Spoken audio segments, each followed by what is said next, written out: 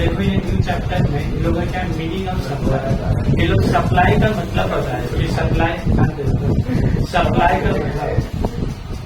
Supply का मतलब किसको बोलेंगे, तो वो वाला जो पेज है ना सप्लाई का डेफिनेशन में, सप्लाई का सेक्शन 7 बस वही वाला ही होता है। तुम्हारे एग्जाम में बहुत पूछेगा तो वो बस सप्लाई के मतलब में क्या बोलेंगे, देखो all forms of supply of goods such as sale, transfer, barter, exchange, license, rental, lease or disposal made or agreed to be made। ये वर्ड बहुत हेवी है, मेड और या तो हुआ है इस सब चीज में, सेल हुआ है, ट्रांसफर हुआ, या तो हुआ ये सब, या तो भी एग्रीमेंट हुआ, या तो राजी हुआ इंसान।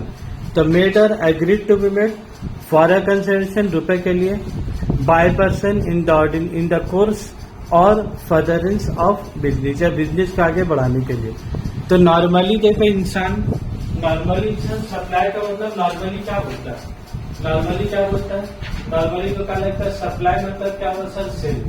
आप उसको सामान दिया मतलब क्या किया, सेल किया। लेकिन ये लोग सप्लाई का मतलब में क्या बोलते हैं, सेल बोला,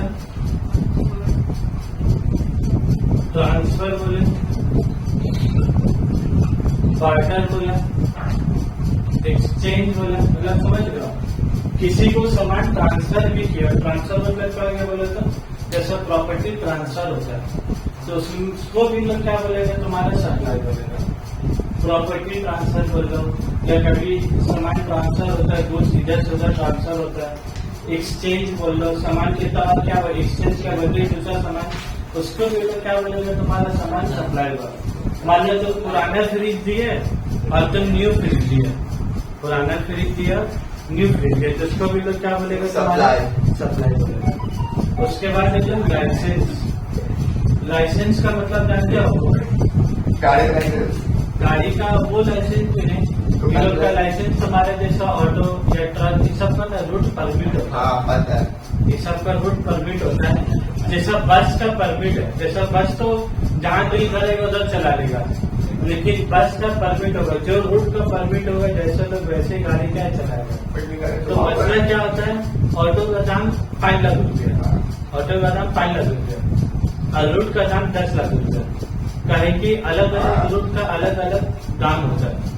जैसा हम लोग का यहाँ पर ही जो सबसे चलती रूट हो गया, पार्क सर्कस से न्यू मार्केट या लोहा पुल से न्यू मार्केट, सब ऑटो वाले चाहते हैं कि हमको वहाँ का रूट मिल गया, हम वहाँ का परमिट में वहीं गाड़ी का चलाते हैं, क्योंकि इधर बहुत पैसा, तो उसका लाइसेंस रूट परमिट का पैसा भी क्या है, लाइसेंस का भी पैसा क्या है, बहुत ज्यादा है। तो बोलने का मतलब क्या, उसको भी लोग सप्लाई करेंगे कि नहीं। देखो नॉर्मली क्या होता है, जीएसटी में तक इंसान क्या समझता, बोला तो हम कपड़ा बेचा तो जीएसटी, खाना बेचा तो जीएसटी, लेकिन मैसेज में भी जीएसटी है, एक्सचेंज में भी जीएसटी है, ट्रांसफर में भी जीएसटी है। तो ये तुम्हारा मीनिंग ऑफ सप्लाई। तो ये 4-5 पॉइंट जो है याद कर लो। रेंटल, जो आजकल इंसान रेंटल में भी दे रहा है, क्या वो भी तुम्हारा सप्लाई माना जाएगा कि नहीं माना जाएगा, क्या उसके ऊपर जीएसटी है कि नहीं है, जीएसटी इसके ऊपर भी। तो बस ये तुम कुछ पॉइंट याद कर लोगे। और लास्ट में जब लिखा मेड और agreed to be made for a consideration by a person in the course of business, in the course of business याद कर, तो लिखा हुआ ना। और फर्दरेंस, अगर तुमसे वर्ड तुम्हारा जबान में ले बैठेगा तो छोड़ दो, तो उसमें क्या कर दो, bye person in the course of, इतना भी लिख दोगे ना, उसका कंप्लीट कुछ होना ही होना उसका। अब उसके बाद आप ये सब बाकी छोड़ दोगे। इसके बाद जब तुम लोग खाली देखना बहुत पेज के बाद आओगे, ये लोग एक तो डेफिनेशन पर आ जाए, ये लोग फैमिली का मतलब बताए, फैमिली किसको बोलेगा, ये लड़ाई झगड़ा लगाने वाला भाई, ये लोग फैमिली का मतलब बताया, बीच में तुमको मिलेगा फैमिली का डेफिनेशन। आगे होगा फैमिली में देखो क्या हो रहा है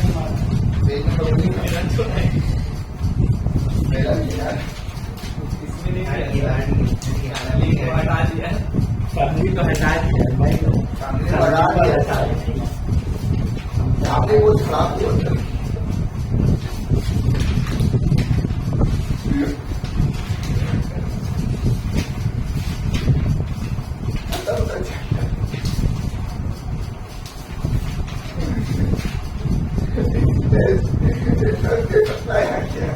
पेज नंबर 280 280।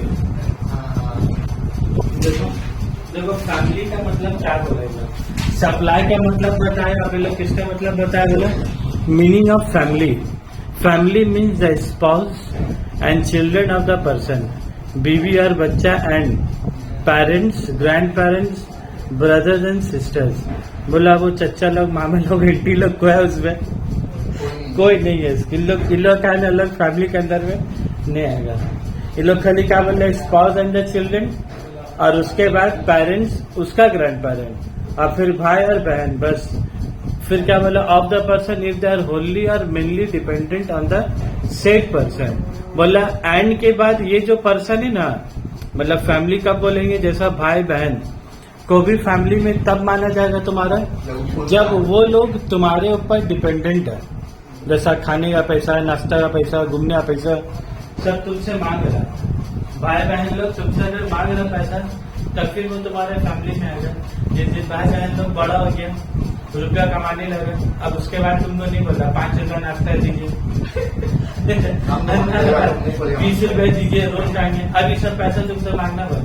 वो अपने स्कूल का फीस, अपना ट्यूशन का फीस, अपना कॉलेज का फीस, सब कुछ अपना मैनेज कर रहा है। लड़ाई लड़ाते हैं, यही बात ऑफ द पर्सन के बाद देखो ना लिखा हुआ, इफ दे आर ओनली और mainly dependent on the same person. अगर उस आदमी से और लोग डिपेंडेंट होगा तभी फैमिली बोलेंगे, नहीं तो। और बात ये लोग बहुत हद तक को गलत नहीं बोले। जब तक इंसान छोटा रहता है, ये कर ले रहा है, वो कर ले रहा है, वो कर ले रहा है, जैसे ही बड़ा हो जाता है तो आज ज्यादा का और छोटा ना भाई तो कहा परेशान करेंगे छोटा छोटा चीज के लिए। पहले ठीक छोटा छोटा चीज के लिए परेशान कर रहा था, लेकिन जैसे ही बड़ा हो गया, अब पास में पैसा हो गया, तब अब डायलॉग फिर चेंज हो जाता है कि कहा छोटा छोटा चीज के लिए क्या है परेशान करेंगे। चलो ये हो गया तुम्हारा। अब इसके बाद पढ़ना पड़ता, उसमें एक टॉपिक है तुम्हारे एग्जाम सप्लाई, उसको पढ़ लो, वो मेरे हिसाब से इम्पोर्टेंट है। एक पेज का बाकी है बिना एग्जाम सप्लाई उसके इम्पोर्टेंट मार्क कर दोगे, ठीक है। एग्जाम सप्लाई में देखो ये लोग क्या बोला, exempt supply means supply of any goods और सर्विसेज और both which attract nil rate of tax. उसके ऊपर कौन सा टैक्स है तुम्हारा, नील, मतलब उसके ऊपर कोई जीएसटी देना ही नहीं तुमको। May be wholly exempt from under section 11 और 6 ऑफ द IGST एक्ट। फिर क्या बोला, इंक्लूड्स नॉन टैक्सेबल सप्लाई, और जो नॉन टैक्सेबल सप्लाई है वो सब भी तुम्हारा उसी के अंदर में शामिल होगा। तो भाई सिंपली इसका बोलने का मतलब एग्जाम सप्लाई मतलब कुछ चीज तुम सप्लाई करोगे, मतलब ये सब चीज तुम सप्लाई करोगे। अगर एग्जाम कैटेगरी के ऊपर में तो तुमको जीएसटी देने की जरूरत नहीं। उसके बाद देख लो इंटर स्टेट सप्लाई, वही टॉपिक का नीचे है, वो भी इम्पोर्टेंट है। नहीं तो तुमसे खाली डिफाइन थ्योरी में पूछा तो पूछा, नहीं तो अभी नहीं। इंटर स्टेट का मतलब देख लो, जब तुम एक स्टेट से दूसरे स्टेट सामान ट्रांसफर करोगे तो सेम स्टेट होना चाहिए, डिफरेंट स्टेट ये हम लोग पहले भी पढ़ा, बेसिक कंसेप्ट में, और उसका इम्पोर्टेंट मार्क करोगे। इंटर स्टेट में तो क्या है, 2 different states, 2 different union territories, अगर वह a state and a union territory shall be treated as a supply of goods in the course of inter-state trade or commerce। बस इतना ही 2-3 line कर लोगे चलेगा। तुम सिंपल याद रख लो, मतलब 2 स्टेट, पर ऐसी सेंटेंस बन जाएगा 2 different state, 2 different union territories, 2 different union territories. और फिर क्या बोला, I state and a union territories, तो तुम क्या करोगे, इंटर स्टेट। और अगर इसी में INT या इंटर का मिल जाएगा, इंट्रा आ गया, INT RA आ गया, तो क्या बोला तुम डिफरेंट स्टेट का सेम स्टेट कर दोगे, डिफरेंट यूनियन टेरिटरी का सेम यूनियन टेरिटरी कर दोगे, बस इतनी तो सब बात। ठीक है, इसी के साथ ये भी चैप्टर क्या हुआ खत्म, और कुछ नहीं चैप्टर। इसमें मेन अगर मेरे हिसाब से पूछो, इसमें 2 ही चीज खाली मेन है। एक वाला वो मीनिंग ऑफ सप्लाई, ये वाला पढ़ लो, दूसरा मीनिंग ऑफ एग्जाम सप्लाई। उसके अलावा इंटर तुम पूरा भी GST में पढ़ना है, तुमको याद करने का भी जरूरत नहीं हो, अपने आप तुमको क्या याद हो जाता है। चलो इसी के साथ अगले दिन मिलते हैं, अगले वीडियो में, अगले क्लास तुम लोग का तुम लोग अकाउंट Allah.